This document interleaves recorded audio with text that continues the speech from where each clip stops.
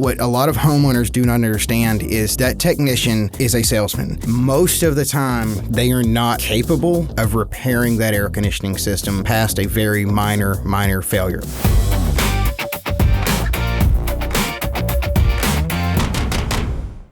Air conditioning as a general has always fascinated me. And I guess the reason why is, almost 60 years old, when we grew up in a world where you didn't run the air conditioner. It was too expensive. And it was like this monolith that never got used. And it's like, what is that mystery thing? How is it able to take a 100-degree day and turn it into a 74-degree comfortable room? And why can't I use the damn thing? My dad jokes about that all the time. It's how they had an air conditioner, and he lived with his grandma and down in Corpus, and he said they'd just be so. Oh yeah, you know exactly where he lived. Yeah. And anyway, he said he'd just be so hot, and he'd just lay there, and he'd just think, why can't we just turn this thing on? And it's because they didn't have any money. And then he grew up to be an air conditioning man. Yeah. And so he ended up working all day without an air conditioner. I know. And so, it's, so when he goes to people's houses, he doesn't run service calls anymore, but he just, he feels for him because he's just like, I know you've only been out for 2 hours before we get out here, but I know how bad it sucks. Let me get this thing fixed. Yeah. Quick story. One of my greatest friends in Corpus Christi, we were probably in the 6th grade and, we were at his house. And it was hot. One of those Corpus Christi summer days where it's 150% humidity and 100 degrees outside. And the house is it's more comfortable outside than it is inside. And I've been on a lot of jobs like that. Yes. And his mother, she was the sweetest woman. She finally said, I can't take this anymore. And they had a window unit in this living room. And she went over and plugged that thing in and turned it on. And it got it down comfortable in there. And we were like watching cartoons, and Dad came home. And Dad was a great man. And he was not a violent man at all, but he was a funny guy, but he was a good, hard working, blue collar guy. And, he came home, and that house was about 15 degrees cooler than the outside. And I'd never seen him so mad. And he went out there and he grabbed a set of, garden shears from the shed, and he came in the house and he cut the plug off of that window unit. And he said, we can't be running this thing. We can't afford it. And boy, I was just sat there and I went, oh my gosh. And that was just set that whole thing in mind. I was like, what is that magical box? And why can't we use it? So one of my really good friends, he's, Scott Butcher. And I don't think he'd care that I said his name in here. He told me, I used to go and get my haircut at, Front and Beckham Barbershop. It was the oldest, to this day, oldest running barbershop in the city of Tyler that's never closed its door. And Larry would cut my hair down there before he passed away. And Scott saw me going in one day and get my haircut, and he saw me in our parking lot later that day. And he had told me, he said, let me tell you a story about that place. And he said, when I was a little kid, he said, you would always want to go to the barbershop right there.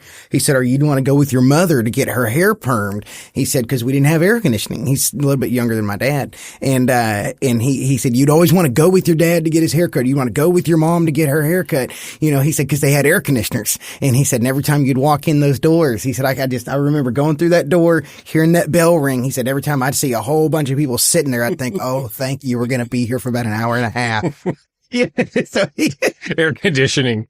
Yeah, he said they didn't even have one at their house at all. His parents, he said, not a chance. He said, we used to tent camp in Galveston when we'd go on vacation in the summers. He said, we didn't have no air conditioning. Well, times have changed. I mean, everybody's got it and no one can live without it, man. I mean, it's it's almost a necessity to operate. You lose your air conditioner, for a few minutes and your life changes. I don't know if it's a good thing or a bad thing, but it is a thing. It is, and different people can take it a little bit more than others, but it's, I often think about, it's just how did people live in Tyler, Texas, East Texas, Texas in general, South Texas, whatever, before air conditioning was ever invented, and it was just the houses were built significantly differently and you would have the air being drawn through, you'd open windows, things like that. But, when an air conditioning system goes out for anyone in town, a lot of times they're just calling around and, they're just wanting to get someone out their house, and we prioritize, different customers, and it's, do you want to go into that? Yeah, actually you segued very well, Garrett. Okay. Because, this discussion is really just for that homeowner, I said everybody's got it, but I don't think anybody really knows how it works. And it's like a car. And, even more is that, an uninformed person can be dangerous to their wallet. And, there's a lot of pressure and there's a lot of things. So we just really want to sit down and discuss HVAC, the system in your house that keeps it comfortable, and just kind of do a deep dive into this thing and just look at all the things that a homeowner would, encounter when they go to flip that switch and it doesn't cool or doesn't heat. What do they do? What do they ask? What do they know? So, the first thing is really just a big picture of the whole industry. Let's just give the people a big picture. And I've got like 6 questions, and, I'll just shoot them off to you and you answer them and we'll go from there. So, for someone who's never worked in the HVAC industry, which is 99% of all the homeowners, how would you describe the industry as a whole? So the industry as a whole in the heating and air world has drastically changed in the last, I'm going to say 36 months. I mean, really in the last 3 years, so many things has changed. The industry used to be go to the house, find the problem, fix the problem, leave. That's not really the way things work anymore. One is air conditioning contractors, whether they're the service technician, the maintenance guy, the salesman, the operations manager, whoever it is they're really, really, really big into options because like you said, is most people, and I say this to people all the time, is, everybody owns an air conditioner and everybody owns a car. Everyone knows a little bit about a car and what the mechanic's talking about, but most people don't know anything about the air conditioning system that's in their home. No one thinks about their air conditioner or cares about their air conditioner until it breaks. And it's pretty true. Some people don't even know they have a filter. And so is giving options in the industry is a really, really, really big thing now. Say, here's what's wrong today. Here's what we also see that could cause an issue in the future. And then, here's some optional things that you can add on: UV lights, float switches, things like that. But the biggest shift that has happened, other than really waking up and talking about options, is private equity is buying up. I say Wall Street's buying Main Street. I heard that from somebody else and I really liked it. Is just like right here in Tyler, the majority of the larger companies here in Tyler are owned by private equity and they disguise themselves as locally owned, when it's not true at all. So there's a lot of deception that's going on in the heating and air conditioning world. Another big thing to describe in the industry right now is a company will come in, a private equity firm will come in and purchase an air conditioning company, and then all of a sudden that air conditioning company, they do plumbing, they do electrical, they do roofing, they do bathroom remodels, they do gutters, they do all these things. When, just a few years ago, maybe 2 years ago, they were just an air conditioning contractor. Private equity has found a way to come into the house through the air conditioning system, and all of a sudden, you got other things that are breaking in your home. Mm-hmm. So I don't like to shed a negative light in any way at all, but the industry as a whole has become very similar to what I'd call like the used car sales back in the 80s. All the movies that they make, it's jokey, slimy guys. That's really what the air conditioning industry is becoming, and I try my best to portray us as different. Yeah, and that actually, I get it. And that leads to the next question pretty well, and you answered a little bit, but maybe you can go a little more in depth as what do most homeowners not realize about how the HVAC companies are operated nowadays? Okay, so one of the really big ones that a lot of homeowners don't realize about how an air conditioning contractor operates these days is most of the technicians are not paid, and installers and maintenance men, everyone in the company, everyone in the field is not paid an hourly wage anymore. We still pay an hourly wage, and there's several other guys here in town that do. But what a lot of homeowners do not understand is that technician, air quotes, is a salesman. Most of the time, they are not capable because they don't have the knowledge of repairing that air conditioning system past a very minor failure. Like a stopped up drain line, a capacitor that has 2 wires on it. And I honestly can't think of another, washing and condenser coil maybe. And so the industry has really moved to where these private equity guys are hiring salespeople and putting them in a service truck with a button down shirt and their name on their chest. And they're getting paid commission. And that's, it's a dangerous thing to have somebody that's getting paid commission in your home when there's a lot of times where you have a $200 or $300 fix that they convince you it can't be fixed, and you end up taking out a line of credit for 15, 18, 20 grand to put a new air conditioning system in. Yeah. Yep. So what pressures do the technicians face nowadays when they walk into someone's home? Okay, so we could talk about that one for a while, but I'll sum it up. One of the biggest pressures that I think servicemen in general, whether it's a plumber, HVAC guy, electrician, you name it, is they face a educated, misled customer. Everybody goes to YouTube University now, and everybody goes on Amazon. And when there is a failure at a home and a technician is out there and they give a price to make the repair, they get a lot of feedback as, well, that thing is only $79 on the internet. That is a really, really big challenge for a lot of these guys. And, you want to come back with the best professional answer you can. But sometimes you want to say, I don't want to sound tacky here, but it's like,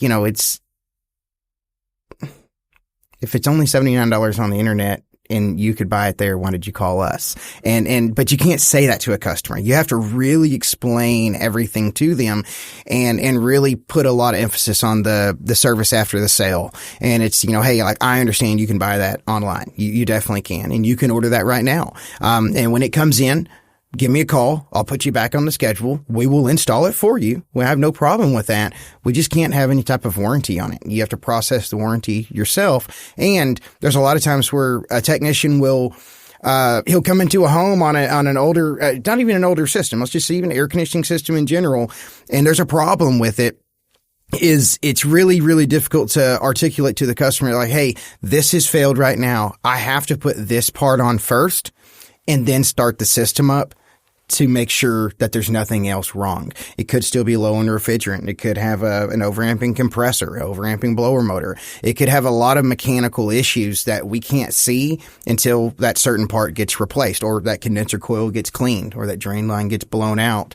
Another side of it, from the business side, that technicians run into, that the issue that they have is they're being told in meetings and daily by the managers and the operations manager and the salesman to go in and find as many things wrong as they possibly can with that air conditioning system and run that ticket up as high as they can to convince that homeowner to let a salesman come into their home, or for that technician themselves to be the salesman and say, hey, look, instead of this $1,800 in repairs, which is, say a quarter of the cost of an air conditioning system, not exactly, but close to it, you might as well go ahead and just replace it. It's 11 years old. It's 12 years old.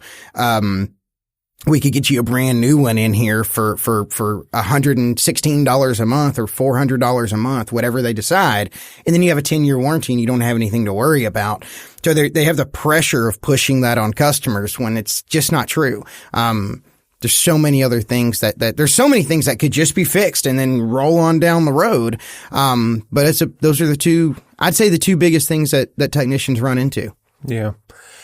Yeah. Does that make sense to you? Oh, absolutely. I think that segment we just did, the biggest thing, is, it has shifted from a service oriented business to a sales oriented business. I mean, from a standpoint of, like you said, the techs are out in the field. They are paid by what they're able to sell. And, I will give you a quick short story is, one of our rental homes, about a year ago, I had a tenant call and said, these pipes in the master bath are just banging whenever we turn the shower on. And I said, oh, is it banging when you run the bath? And she goes, no, it's just when you run the shower, it's banging.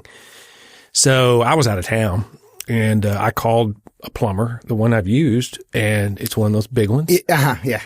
And he showed up out there, and in 10 minutes, he said, yeah, you need a, what's that thing they put at the meter, the pressure valve that, you've got too much pressure running into your house. Thank you. Pressure regulator. You got too much pressure running into the house, and that's what's causing those pipes to bang. I was like, well, wait a second. This house was built in 1988. It's never had this problem. 37 years. Did the city of White House up their water pressure all of a sudden? What changed? He goes, I don't know. I'm just telling you, I ran a pressure test. You've got 92 pounds and you should have 81 or something like that. He was trained to say that. Yeah. And he doesn't have the information to understand why. Well, keep going. And to your point though, the tenants, they were all in. They were like, he says we need a pressure regulator, and I'm like, they run with that, and they run with it. And I said, well, hold on. I said, listen, just let me talk to him. And after about 30 seconds of talk to him, I realized this guy's full of, what? I mean, this is a sales job. And I even asked him and, about the water pressure. He goes, well, it just happens, man. He said, I'm just telling you, you need a pressure valve. I said, okay, look, how much is that?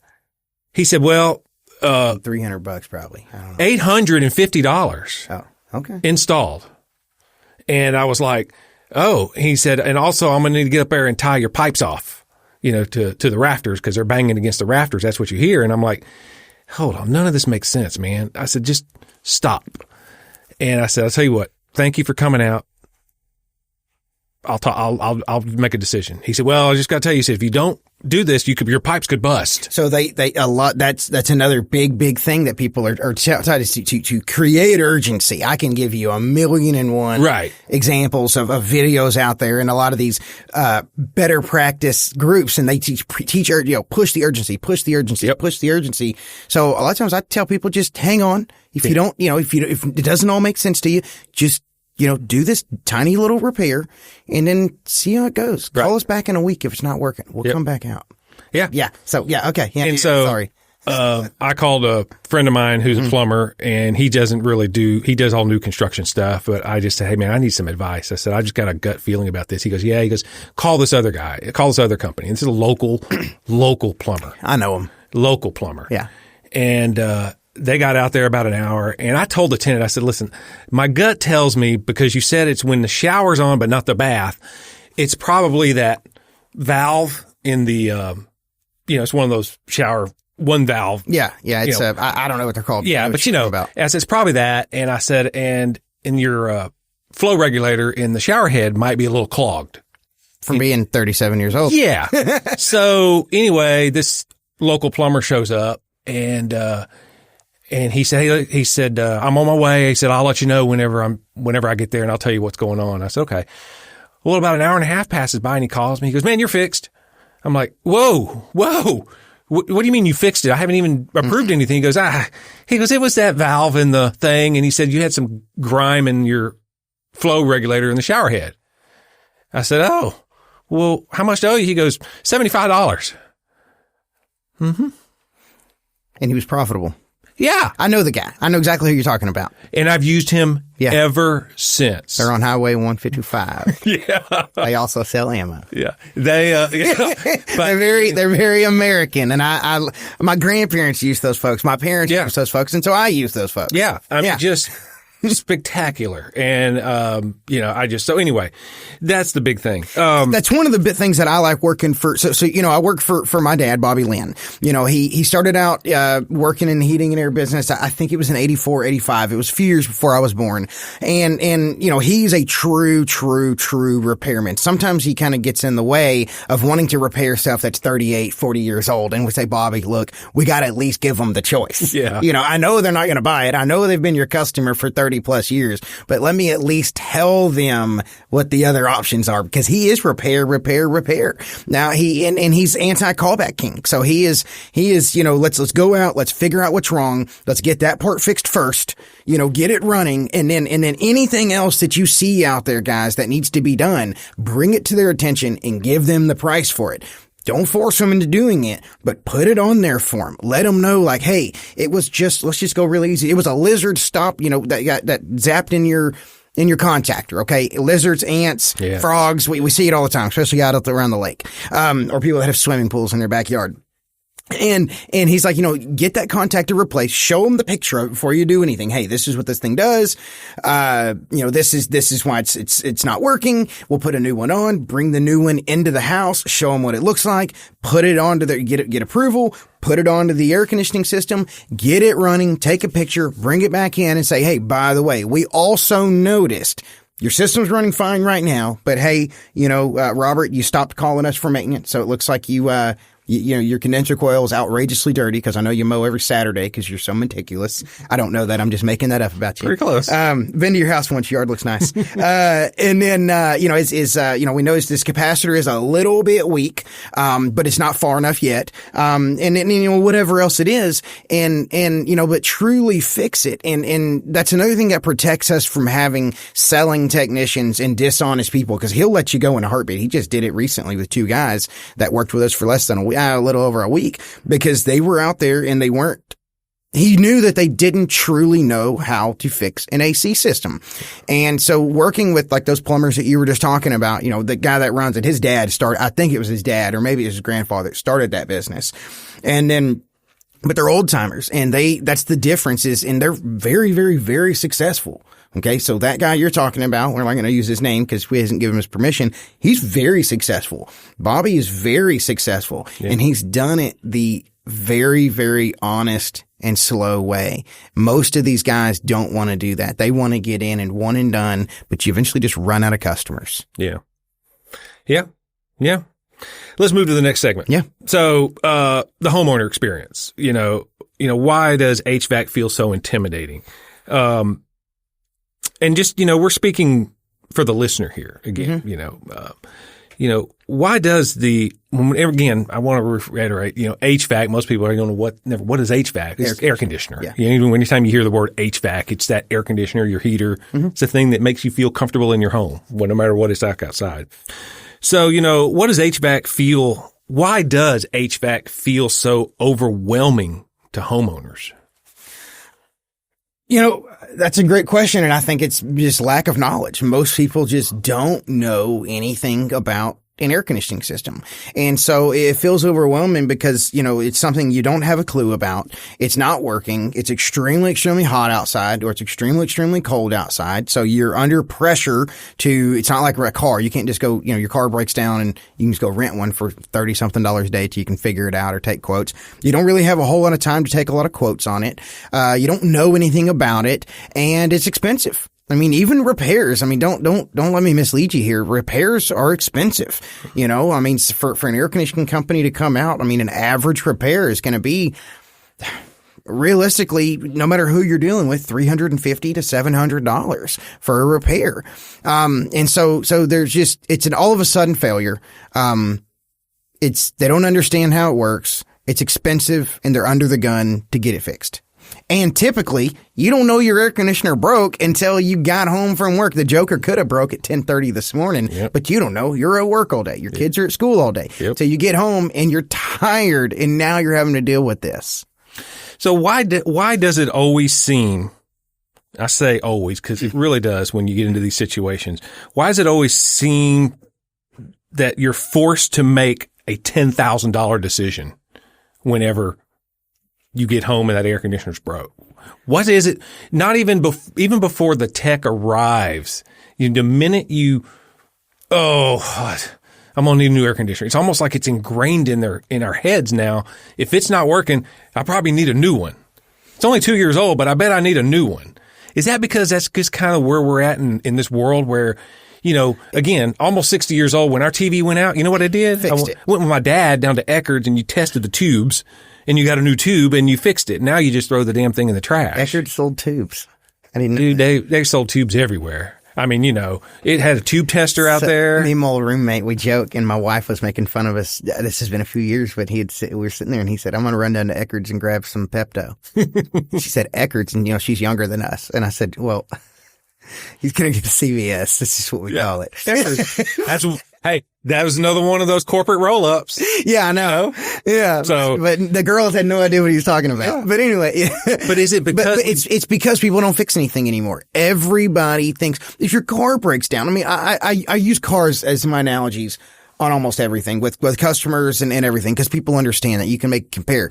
Because so many people think that just because your car is 4 years old or 7 years old or 6 years old, whatever, the time doesn't matter, and you've got a $3,000 repair on it, you have to go and get another $50,000 loan on a car. I never understood that. Me either. But we don't even have debt anyway. But anyway. But the thing is I think you're right. Is because every time something breaks, people just are not in the repair mentality, and their brother-in-law told them they had to buy a new one. Yeah. Their cousin, their neighbor.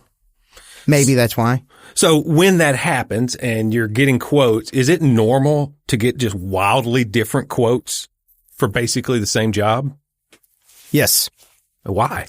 So one of our very good friends actually called me over the weekend. He's a real estate agent, and he had referred me out to one of his customers or his friends, and we went out. And this is between Christmas and New Year, so it wasn't this past weekend. And I went out and gave him a price. The air conditioning system was out, and it was not repairable, and our system was going to cost around $8,700. He went ahead and called two other companies, like most people would, and I have no problem people shopping. I actually prefer you to shop whatever I offer you, because that's how we win most of our bids. And they had another guy come out. One guy was $25,000. The other one was like $12,800 or $12,200, something like that. Just call it 12. And that's because of that. There's lots of different reasons. One is different people have different views on how to run their business. Another is the price that some contractors pay at the supply house. They pay substantially more than us. The type of equipment that's being quoted. We give the options from everything from entry level to the Cadillac. Some people only start at the Cadillac, and they do top down selling. So if you say no to that, they keep moving their way down until they get you to say yes, or you kick them out of your house or out of their house. And then also is that commission payment. There are technicians and salespeople out there that are getting paid straight commission. So they don't want to offer you the $8,700, $9,100 system that we sell. They only want to sell you that $12,000, $18,000, $20,000 because they are trying to just get a bigger paycheck. And every time they sell one of those systems, they get recognized within their company. And everyone knows, it's humans. You want to be recognized. You want to get awards. You want to win all these things, but you're doing it at the expense of the customer's pocket. Yeah. And this goes to... Does that answer that question? Yeah, absolutely. And it really, it's a little disturbing because, again, being almost 60 years old and being in the service world, broadcasting is service. You're dealing with customers. You're dealing with lots of different companies. You're in front of the face of the public. Yeah, all the time. Whether you're behind the scenes making it happen or you're still there. But you, especially running an advertising agency, you deal with a lot of different companies that do different stuff. But I've dealt with the way I've always approached even our clients is you identify not what's the most I can get out of this person. It's more about what can I do to help this person? So if I walk into again, if I was an HVAC guy, and this is what I would hope, and I do know some HVAC folks that operate like this, but I feel that it's across all landscape of business. It's not this, is that, if I get called out on a service call, go and walk into a house and it's 2,000 square foot, there's a mom, there's a dad, there's 4 kids, there's 2 relatively old cars in the driveway. You can tell that they can't afford $25,000. Or they're not willing to pay it. Right. Or they're not willing to pay it. Frugal people. Yeah. But it's so it's really just about coming up with a solution that fits them, not coming up with a solution that makes you, or me in this case, if I was that guy, to win that award being the number one sales guy. And so that's the biggest part of service, isn't it? It is, Robert. I think I told you, I might have told you this. I told somebody, but back in the first week of December, we look at, okay, how did we do this year? Not including December. And then how did we do, the past 2 years, or we go 1 year, 3 years, and then life of the company. So I think I told you we have a 76, Bobby, not Aire Serv as a whole, we as a team, but Bobby started it. Bobby's been here the entire time. It was literally, I remember when he bought his very first van and brought it home. and he has a 76% customer retention rate. That is from operating exactly how you're talking about, is going in and we don't really care. I mean, I'll go over to, and we have flat rate pricing, which we can talk about that in a little bit too if you want, but it's everyone pays the exact same price. And if I come to your house and then I go to, somebody's home that lives in, say, Holly Tree West, and then we go to another house that's on the north end of Shilton Drive. Right. Okay. We're going to give those same options to every single one of those people every single time. And the person, it's when you don't ever want to make it. I understand what you're saying, but I disagree just a little bit. Is you don't ever want to make the decision for the customer. Right. So if you were to come to someone like have you ever been to my house? I don't think you've ever been. So if you were to come to my house, you would think that we are not doing very well at all. Mm-hmm. Okay. and so because we live so frugally. Yeah. But if you take a look at the things that we own, my wife and I, we buy for, we I don't know how to say this one.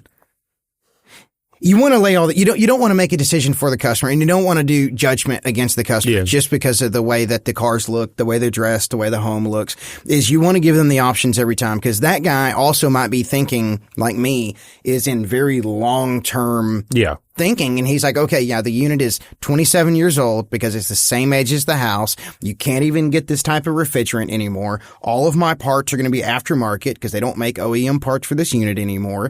The repair is $350, but we've also had these guys out, every summer for the last 6 years. Maybe it is time to go ahead and look at one of those basic entry-level systems and buy the extended warranty on it, because he is strapped on cash. He can afford $200 a month for the next whatever amount of months that he does the financing on.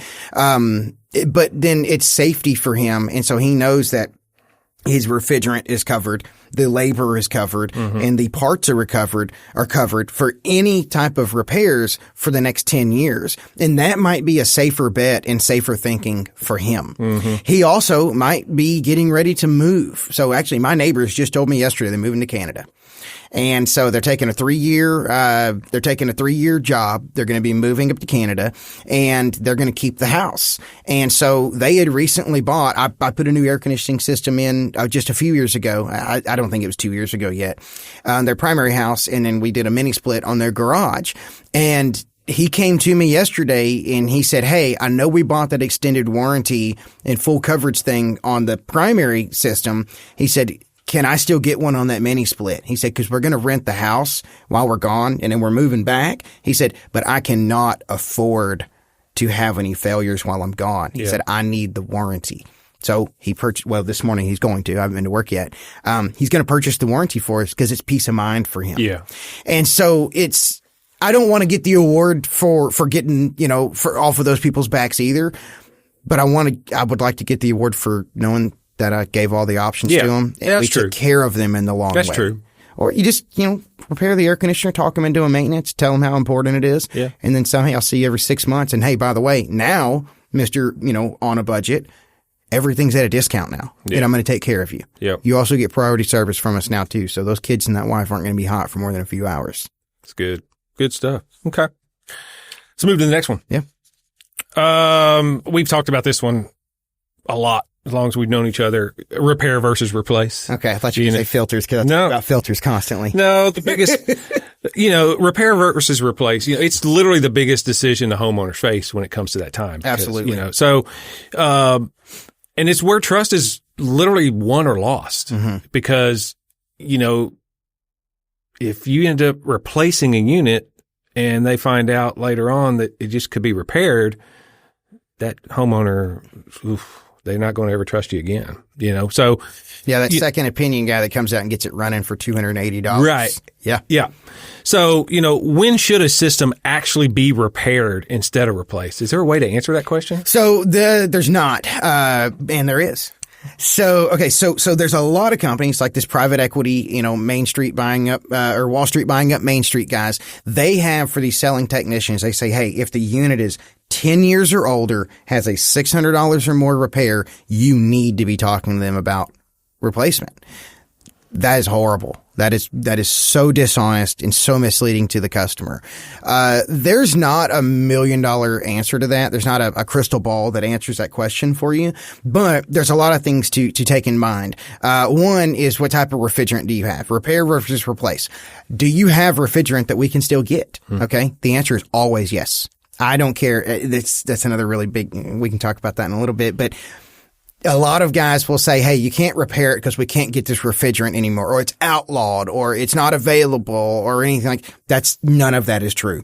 We still have systems that use R22 refrigerant. They quit making the refrigerant, or the equipment in 2010, but they still make the refrigerant on a small scale.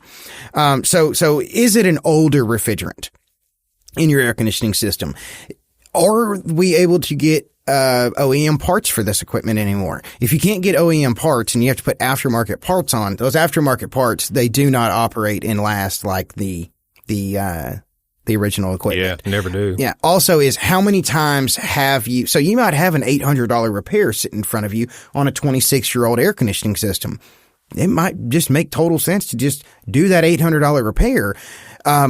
Because how many times have you had that air conditioning system fixed and repaired before you're talking about repair versus replace? Yeah. So you want to take all of that into account. So if you've had us out to your house every summer and you're spending $400 and $500 with us, and we know each other on the first name basis, you know, when I had my child 7 years ago, because I see you every summer and you ask about her, you might need to look at replacing your air conditioning unit. So it's really loaded. There's no real way to define that. Every circumstance is different. Are you getting ready to sell the house? Garrett, I'm moving. Yeah. I just need this thing to cool. And I need this part replaced, because a new air conditioning system does not in any way increase the value of my home. True. Yeah. Yeah, I know. Years ago, I was redoing a classic car, and I'm very OCD about keeping them just absolutely original. And this car was built in 1968, and I got it done, got it all put back together, and had air conditioning, and it was R12. We have a drum of R12 at the show. I know. So I called my friend. Okay, yeah. My friend who we know. And I said, hey, man, I need some R12. And he said, I can't give it to you. It's like gold. And I said, well, how much is it? And I don't recall, but I want to say it was somewhere in the neighborhood of $40 a pound, something like that. And I was like, well, we got to do it, because I'm not going to convert this air conditioner. This car did not come with anything other than R12. It's staying R12. So anyway, you know, it's still there, and well, the car's not. I sold it, but you know, I was happy driving around in my R12 68 car. And it cooled a lot better than a new one. Faster. Listen, cold. I don't want to go. I don't want to go deep into this at all, but I really want to talk about this for a second, because my tinfoil hat starts vibrating. And maybe you can help confirm this for me or deny it. But you kind of have the Mel Gibson eyes. Yeah. Well, my tinfoil hat starts going off with Freon. Yeah. Refrigerant. Let's rephrase that. Freon is a trademark name. Refrigerant. Just like Kleenex. Yeah, exactly. Or Q-tips. Q-tips. That's the one I used to. Yeah. And so, you know, R12, back when I was in high school, when the dinosaurs walked around here, I worked at Kmart, and we would sell little cans of R12 for 99 cents a pop. Yeah. 1985, 86. And then R12 went away, and something else came in for 10 or whatever. Now they got this new thing. So it's like, is it, again, tinfoil hat here, Garrett, okay? And we can cut this out if we don't want to use it, but is it patent protection, truthfully? Because there's a company that has developed and patented a refrigerant, and patents only last for a certain amount of time.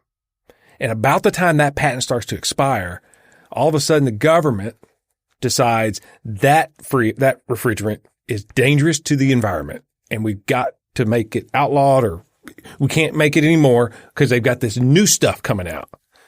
Well, you want to guess the company that developed the new stuff is the same one that So I'll the old answer stuff. it this way. Yeah, it is So back in today's 2026, back in 2023, I went for 4 different manufacturers. I went to their meetings or their, I guess the conference, whatever you want to call it. They did them locally, talking about the changeover from R410A was going away. SEER rating was going away. They're switching to R454B. We're switching to SEER 2, and everything's going to change because of the environment and all these things.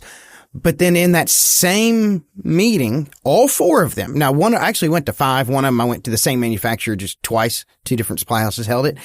In that same one, they said, oh, and by the way, it's coming out this January 1st of 25. It's going away in 2035. Yeah. This is here for 10 years, guys. It's a patent. Okay. And then they said, you can use this. I don't care. And I'll never work for one of those guys.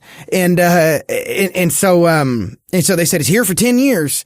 And they said, so what the EPA has come out and said, and we can fact check this if we need to make sure I'm saying this 100% right, is they said, hey, look, we're selling the supply houses and everywhere. They're selling a ton of equipment. They're selling a ton of refrigerant, but we're getting very, very, very little of that back. So you're supposed to recover the refrigerant and then you recycle it and all that stuff, which is foolish not to do it because it's a moneymaker for us. Mm-hmm. We literally get paid to do what we have to do. Mm-hmm. But that's another story. We can do that on another show. Low hanging fruit of the air conditioning companies. Now you make more money doing that than you do working for private equity, but because we're not greedy. And they said, so hardly any of this stuff is coming back to us. And so they are going to base the new refrigerant that will be used after 2035 based on how much refrigerant is recovered and recycled back. And I think they talked about the levels or something like that. And if it's below a certain level of refrigerant that is sold versus recovered, that they're going to switch to a primarily propane-based refrigerant. And this R455B? 454B. A 454B. And then there's one other one that butane? It's not, well, it's flammable. They did all these, they have all these flammable signs on them. They have all these warnings and sales technicians are really, really using that as snake oil. You know, it's going to blow your house up. It's dangerous, all this stuff. It's not. I mean, Rude Manufacturing had a really good presentation for us where they had a PTAC unit where they put a hole in it in a hotel room. Everything was sealed off and they had a spark igniter that was remote and they sparked it and it just made like a ball of flame, kind of like you've lit a charcoal grill. Sure. And it kind of went up or a gas grill. I mean, you know, and it goes up for just a second. That's about as flammable as it gets. So no, it's not butane, but they will be switching to a primarily propane based refrigerant after 2035. If the air conditioning guys in the field like me don't get their act together and recover. So when that happens, if it does, which it will. It will. But I don't say it will. It's likely. Yeah. Yeah. So that means that the brazing torches are out of the question anymore. No. So you don't braze with refrigerant in the lines. No, but what happens if you have to make a repair? You have to recover the refrigerant. So you empty it completely. The air conditioning system is emptied of all the refrigerant. Yeah. You change your liquid line dryer out. You trickle nitrogen through the system, and you braze. And there's just air inside the lines. And so brazing, that is a lot of guys try to use these big clamp things now, like what they ProPress. Yeah, not necessary. Yeah, not necessary at all. Okay, cool. That's a good question. Yeah. Really good question. It's an interesting scenario.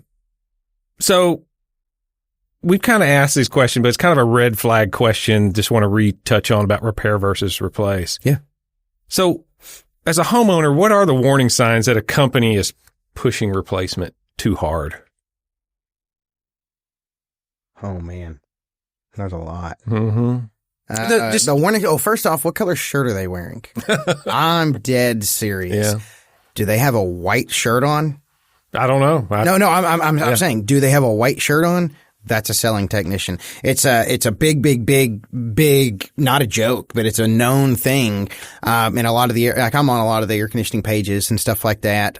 Which anyways, and that's the thing is, do they have a white shirt on? Ask them if they're locally owned and just ask them point blank, does the owner of the business work in the business? And does he live here in town? If those two answers are no, they're trying to sell. Another one is if they're out there and they are just talking about replacing the equipment. That's just a huge red flag. If they didn't give you the option for the basic repair, and I don't care if it's a dead compressor on a 28-year-old air conditioning system, I'm giving you a price for that compressor if it's available every time. So a huge red flag is if they are not giving you the option for repairs. I guess that sums everything up for you. It does. Yeah, I think so. Another one. Here's another one that we can put in here too is, does the owner have a license? So a lot of these people, a lot of the owners today do not have an air conditioning license. They hire somebody with a license, which is not against the rules in any way at all. And so if the owner is not the license holder, the owner is there for profit, and profit comes from replacements.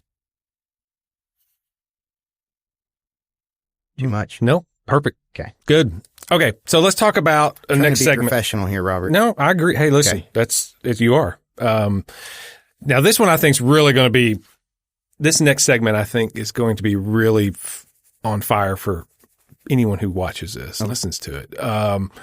And it's, sales tactics that homeowners should know about.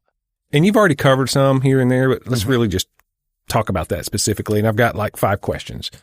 First question is, and I know a lot of times when I start these, I'm like, I got 5 questions, but you answer all 5 after the one question. So I'm like, well, you did it all. Okay. But, what are the common sales tactics homeowners don't realize are happening? Okay. So man, I've been through so many training classes and listened to so many coaches that try to push this stuff on people. One of the biggest ones is when one of the sales tech is just, man, it's really simple. I mean, are they talking to you about replacing your air conditioning system? Yeah. Is that technician, did he show up to make a repair, but all of a sudden he took that technician hat off, put that technician or that salesman hat on during the same conversation? Yeah. A sales tactic is, man, I'm trying to articulate it a little bit better.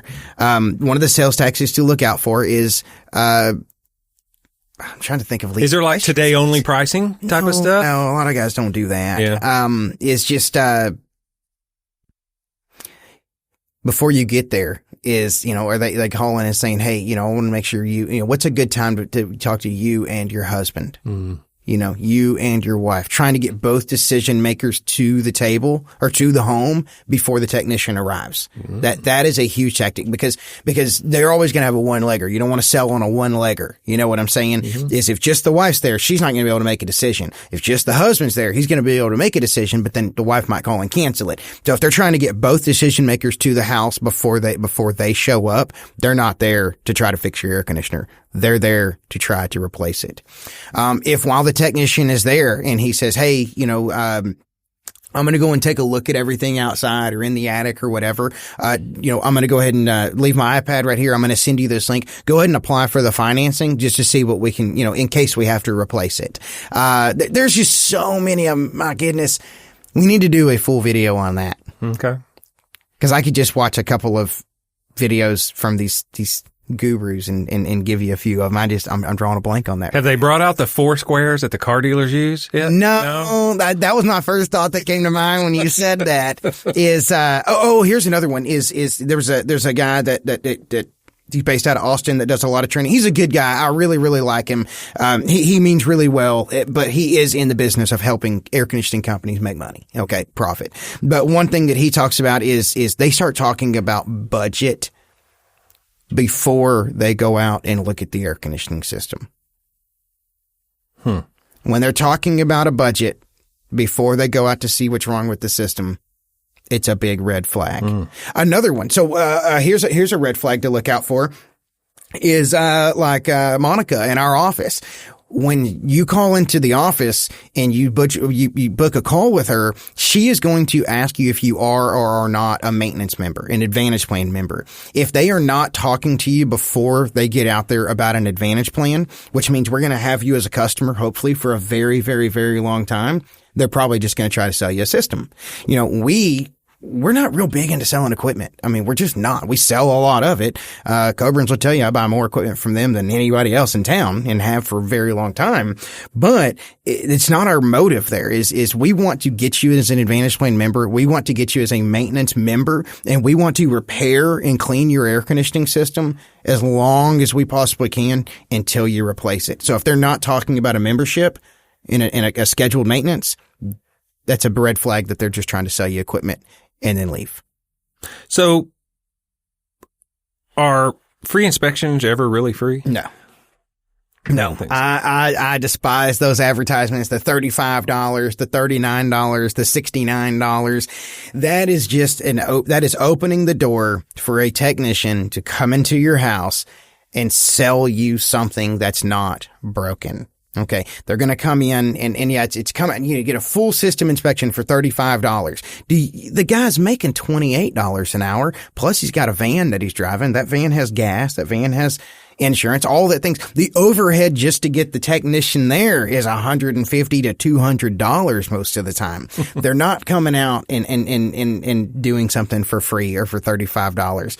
They are coming out to try to find something to replace or upgrade on your air conditioning system. Now, those are not always misleading. So we do them. We do them every year. I think we have one running right now. And so what Amberly in the office does is she's over the marketing and she does she's all the background stuff. Everything you see happening in Aire Serv, every time we open an iPad at your house, every time you get an invoice, she's in the background doing all that stuff. Okay. She's the brains of the business, but she's back there pulling all the levers. There's got to be one in there. But so she runs those specials, and the reason that we run those specials is well, two primary reasons. Is one is if you buy a new air conditioning system from me, you just spent $9,000, $10,000, sometimes $18,000. You have to keep that thing maintained twice a year for us to be able to come out, and you just have to keep your warranty going. Okay. Yeah. So we use those so that customers that have already used us for replacements can keep their maintenance going at a very affordable rate. We also do it to fill the schedule. Mm-hmm.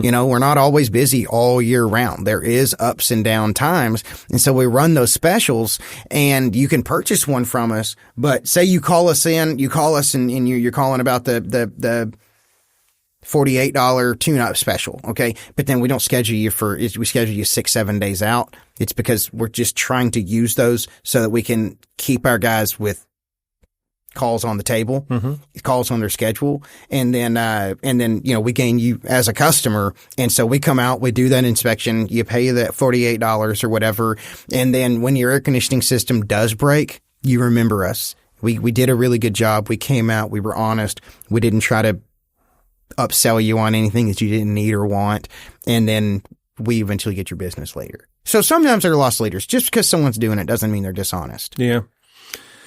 Why do HVAC companies push financing so hard? Because air conditioning equipment is so expensive. Unlike a car dealership, you brought the Foursquare thing up earlier. We don't make any money on financing. It actually costs us to finance a system. The financing companies, and I don't care if you're with Green Sky, I like Green Sky. Whoever you're with, they charge the contractor a fee. So that 0% financing is not 0%. It's 0% to you, but it's not 0% to us. We have to pay points on that total. But we push the financing big time, so that we don't push it, but we offer the financing big time to make affordable options for customers. But another motive pushing financing and advertising, $200 a month, no payments. Oh, this was my favorite one. There was an air conditioning company in Tennessee, that in December they were advertising no payments till 2026. I'm like, yo, that's in a few days. But, Yep. Anyway, but they push financing and they want that in your head, and it's on the radio and it's on their advertisement. It's on Facebook and everything, so that when you get that repair bill for $900 or $600, you remember, hey, so-and-so advertises that I can actually just get one for $150 a month. Let's just go call them and buy an overpriced air conditioning system and go for that bait and switch financing, because it's not really $150 a month. It's more like $400 a month once they get in the house. And it's like, let's call them. Let's get them in the house. Let's get them to get a salesman out here and let's just replace it instead of repairing it because we can just finance it out. And we live in America, man. It's 2026. Yeah. We live in an age of financing. You know, it's buy now, pay later. Yeah. And that's everywhere. Even Starbucks. Even Starbucks. Oh, it's crazy. I know. Yeah. It's nuts. There's no credit check. I know. It's crazy. And that is a whole nother segment, but you know, that has accelerated the pricing for a lot of stuff. It has. Because people are spending more. It has. And willing to spend more. And, you know. While they have less. But hey, we'll talk about that another day. Yeah. Oh, man. Let me go to see my notes here. Okay. So this one here is, let's try and talk about HVAC systems at a very, very 5-year remedial level. Okay. You know, just for myself included. And, you know, just anybody who's listening or watching this is like, maybe then when we're done with this little segment, they'll really kind of get a better understanding of what is that mystery thing sitting out there. Mm-hmm. You know, what is that thing? How does it work? That box that everybody wants to try to hide behind a fence or a bush. Yeah, exactly. When it's like no one even notices it on the side of your house. I know. They don't notice it until it doesn't work. It's a big one on new construction. Yeah. Yeah. So, again, explain this just at a 5th grade level, you know, just like a 5-year-old. At the most basic level, what actually makes an HVAC system, air conditioner, heating system, efficient or inefficient? So that can be boiled down really, really, really easily. And then we'll just kind of talk about the basic operation of a system really quick is, what makes an air conditioning system the most efficient. I don't care if it's a 13 SEER, which is no longer in production, or if it's a 20 SEER. Clean filters, clean indoor coils, clean outdoor coils, and properly sized ductwork. Okay.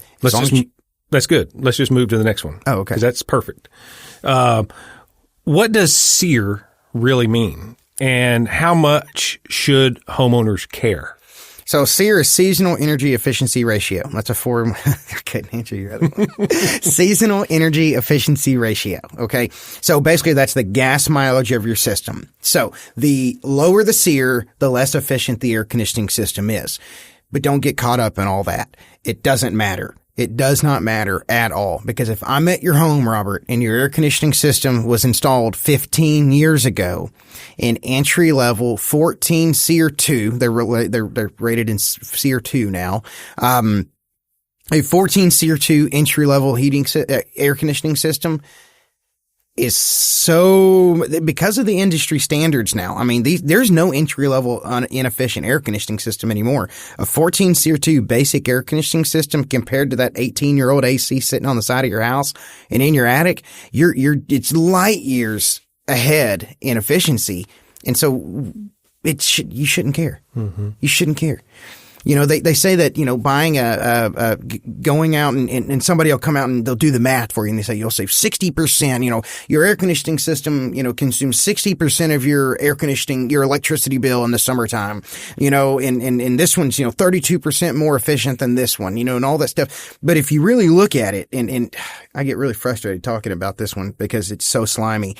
If you take a 14 SEER system, compare it to a 19 SEER system, and then take their electricity bill, and you do the math out. We'll do it one day. I'll get a whiteboard and we'll do it.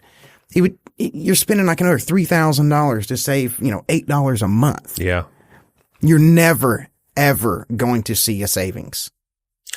So, sizing. Very important. Yeah. So, you know, bigger is not better, Robert. If bigger is better, except not in this case, why would I not? If you know, here in East Texas, you know, August, it's 100 degrees, 104 degrees. Mm-hmm.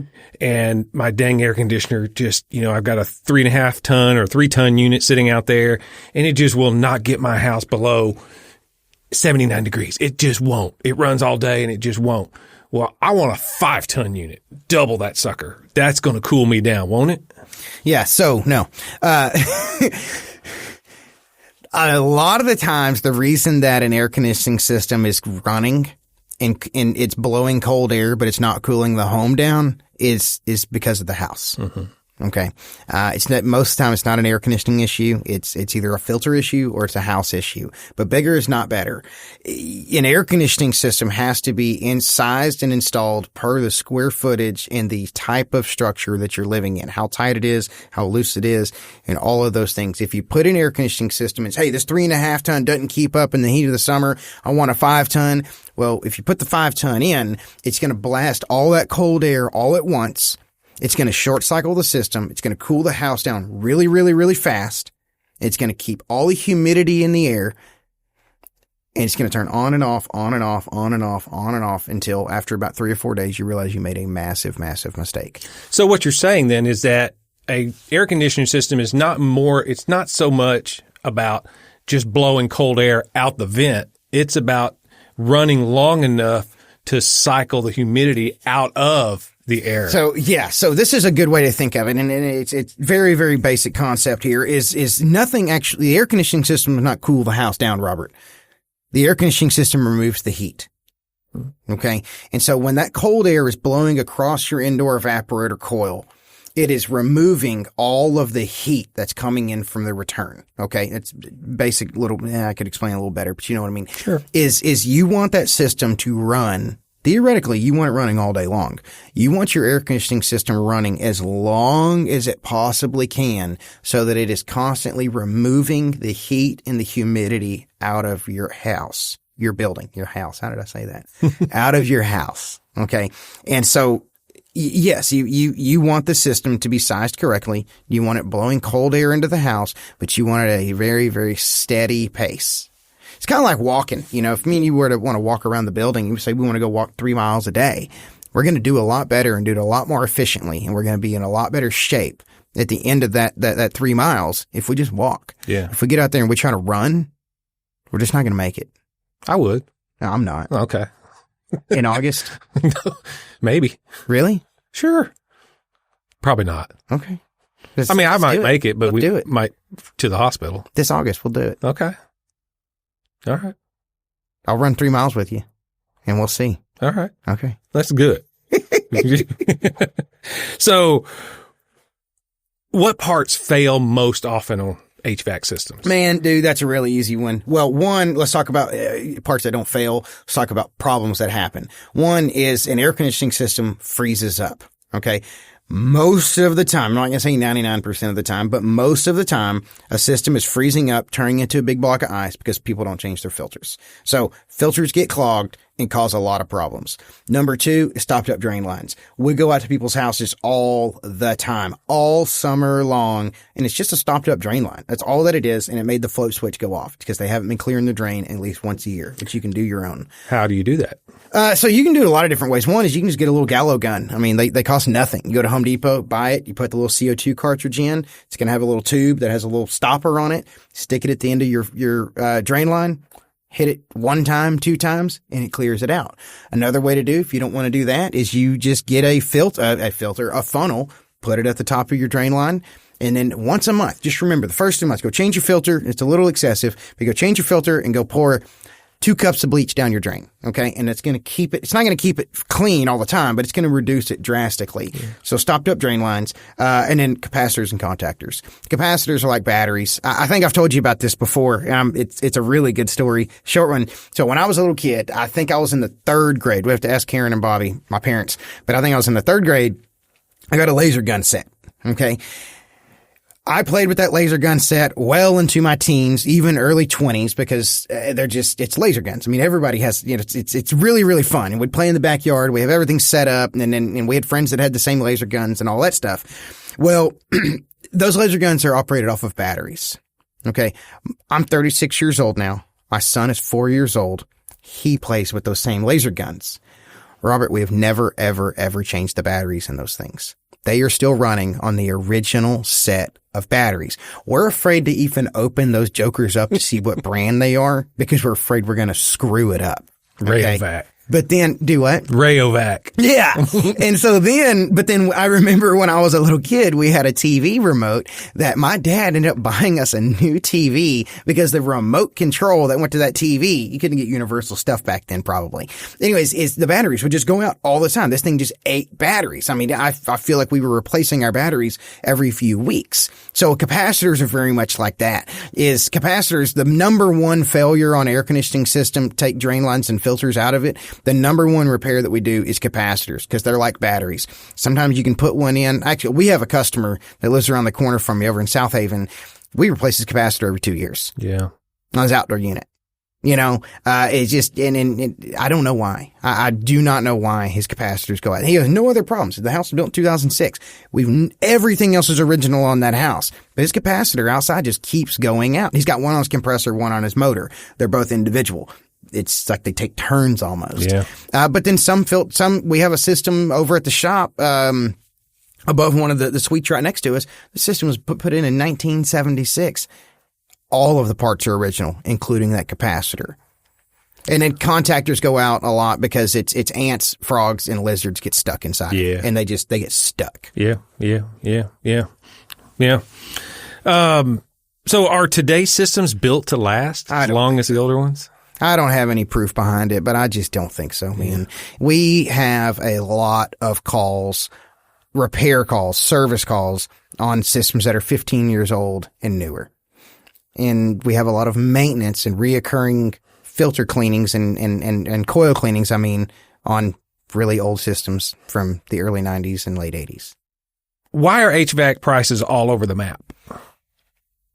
Man, that's a loaded question, but I'm going to say, let's break it down just a few. One is commission-based technicians. These guys have massive commissions built in to their pricing to pay their technicians through the nose. Another one is it's very, very, very difficult to keep installers in a business now.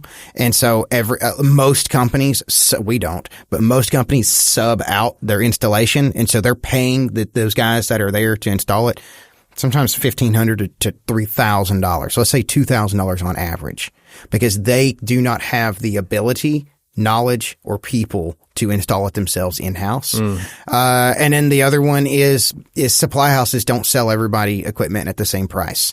We are very, very, very loyal to the service. We are very, very loyal to the supply houses that we work with. And so in turn, we get very, very, very aggressive pricing. The private equity guys, they typically don't. Mm-hmm.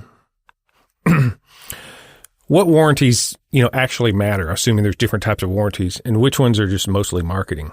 Yeah, so everyone says that an air conditioning system has 10-year parts, 10-year compressor, okay? They never want to talk about the fact that labor is not covered, and they never want to bring up the fact that refrigerant is not covered. So you could have a 3-year-old air conditioning system, and it's installed in your house in 2023. This summer, you get a leak in your indoor evaporator coil. It happens. We're replacing a warranty coil this morning that was installed 18 months ago. Okay. Not a big deal. It happens. But that customer's not paying any money out of pocket today. 100% free.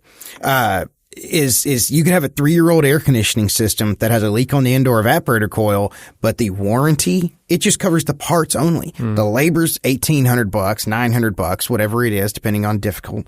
And then, you're still paying, say, $100 a pound for refrigerant, and the system holds 12 pounds of refrigerant. You could easily have a $3,000 out-of-pocket warranty coil. So another really big thing is on paper, and everybody does this, is on paper you put that it has 10-year parts warranty, but in the fine print of the book that comes with that air conditioning system that the technician and installer never gives you, it says you have to go online and you have to register those model and serial numbers to your name and your address. If you don't register that, and I think you have 60 days or 90 days, your typical stuff. If you don't register them, you only have 5-year parts warranty. We register it for you. We install the system from you. Once we get our payment, which typically is the same day or next day, depending on how it works out for you, then as soon as we get our payment, within, I'm not kidding, Amberly probably has your system registered for you within an hour or two. We do it for you. Your email goes straight to you, showing that it was registered. The manufacturer obviously has one. It goes to Amberley's email, and then we have a work email so that anytime over the next 10 years, if there's any discrepancy on that warranty, we got 3 places that we personally can go and look it up to prove that we have that warranty. Which ones are not worth it? I don't think any of them are not worth it. But the one that I really, really, really push is the 10-year parts, labor, and refrigerant that we cover. Yeah. It's $2,500, dude. For $2,500, and some of them are less, depends on which system you buy. For $2,500, no matter what happens to that air conditioning system for the next 10 years, as long as you have a maintenance, you have to have maintenance twice a year from a licensed contractor. No matter what happens, we're coming out and we're fixing it, and you give us absolutely $0. So with the exception of the maintenance twice a year, what else would void a warranty? Well, it doesn't cover it doesn't cover it's mechanical failures only. Mm-hmm. So what would void it? Nothing. But what would not be covered is if we had like a massive flood and your air conditioning system is underwater. A tree falls on it. That happened at my parents' house. Tree fell and it literally cut the air conditioning system in the attic, the entire house, cut it in half. That wasn't covered under warranty, Robert. Homeowners insurance, but not the air conditioning warranty. That, and then, another really, really big one, and this is a little vulgar, not vulgar, but it might sound a little tacky, but, with animals using the restroom on your air conditioning system. Yeah. So if you do have a dog that goes and lifts his leg on your AC system, I don't care what kind of warranty you have, you need to put a barrier around that AC system. That happened to us last summer, actually. Cool. Guy bought that. We ended up being able to take care of him for Bobby. I work for a really good person. He ate the cost of the refrigerant and he split the cost of the actual replacement of the coil itself. And we ate the cost of the labor and replaced the coil for the guy, but it's not covered. Yeah. But the dude spent like $12,000 with us a few years before that. I mean, and he's a maintenance member. Yeah. You know. Yeah. That's the beauty of, you just do it. That's the beauty of working with a locally owned company. Yeah. You know, it's the way it is. Not just a number on a balance sheet. You're literally a person, customer, friend. A lot of times a friend. And we know that unit's going to go out in about 12 years because they don't last any longer, and he's going to call us again. Yeah. That's the whole thing. Yeah, that's, we'll wrap it up here now, but, it's real interesting. There's a car dealership. We always kind of make fun of car dealers, and listen, there are some slimy ones out there, just like any business, but for the most part, there's some really good ones out there too. And, there's a dealership in Dallas called Sewell, and he wrote a book, and, I can't think of the name of the book right now, but I read it a few years ago, and I was just absolutely amazed at how this guy really put it in perspective. It's not about, he didn't say it this way, but in the way I interpreted it it's not about the quick hit. I don't really care if you come back. I just want to get what I can out of you right now. So many people think. It's more about the long term. And the way he phrased it he said, a customer for life to him is $1 million. 100%. He said, if I can gain someone's trust, earn it, and get them in a car at 18 years old, their first car, and they come back every 4, 6, 10, whatever years they do until they croak, die, that's $1 million to me. I mean, easily. And if they trust me and I'm doing all their service and and he said that's the way he's always operated this dealership. Robert, I came to you, he's 100%. I don't know that guy, obviously, but I know who they are. Mm-hmm. Everyone knows who they are. If you've looked at a car online, you know who they are. I came to you, I think we met like 3 years ago through our mutual friend. And the biggest issue that I had and still have today is I'm not getting any new customers. That's not true. I'm not getting a whole lot of new customers. I keep seeing the same people over and over and over and over again, or his brother or his sister or his kids. And I've been there since 2005, but it's that guy's 100% right, is our customer base is so large and we've been in business for so long and we have so many maintenance agreements and we have so many property managers that trust us and so many city leaders that trust us and so many, just you name it, is we really only need like 40 or 50 new customers a year. Yeah. Okay. I might be a little undershooting that, but because a lot of the times, like I think I told you, I went on calls this past summer and keep in mind, we're growing every year. I mean, financially, profitability, customer wise, maintenance agreement, we're growing constantly every year, year over year. But I went I think I told you, I think it was like 3 or 4 weeks in a row. I was selling 2 or 3 systems a day. This was not summer of 25, summer of 24. I was selling 2 or 3 systems a day. Okay. Every day. I was having to work on Saturdays. My life was nothing but work. I was consumed. But of all those calls, maybe 3 or 4 every week was a new customer. The rest of them, they were like, I'd show up to their house. I already knew them. Mm-hmm. I installed the system because I was an installer back then. And now I've been there for so long. Those systems are 12, 13, 14, 15 years old. And they just buy a new one from us. And Garrett, which one, what do we need to do? Yeah. What do we need to do? There's a lot of these folks that we don't even see each other. They're like, hey, I'm at work. This is what's wrong.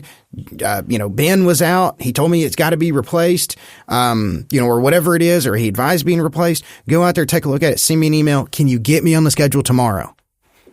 And then, yes, sir. And then we take window units out. I set the window units up in their house in each one of the bedrooms, one in the living room. Do that right before, about an hour and a half before they get home. Get that house nice and cool. Wait for them to get there so that the windows aren't open all day. Mm-hmm. And then they come home, say, hey, see you later. We'll be back in the morning. And then they sleep with cold air and they just buy another system from us. Yeah. Kind of like the Sewell guy. Yeah. It's just, that's really where it's at. But, well, I mean, I think this could be, a 3-day long discussion. Yeah. And I hope we can do it again because there is really a lot of information floating around out there that is easily accessible but a lot of times you got to know what to ask if you want to know what to find. And, having someone, like you that can really just speak honestly about this industry, we are all impacted by it. Every single person is impacted by it. I'm sure there's a few that don't have air conditioning in their house, but everybody's impacted by it, and everybody at some point in their life is going to be presented with the decision of, do I need to replace this system? So giving them a little bit of education and whatnot is always good.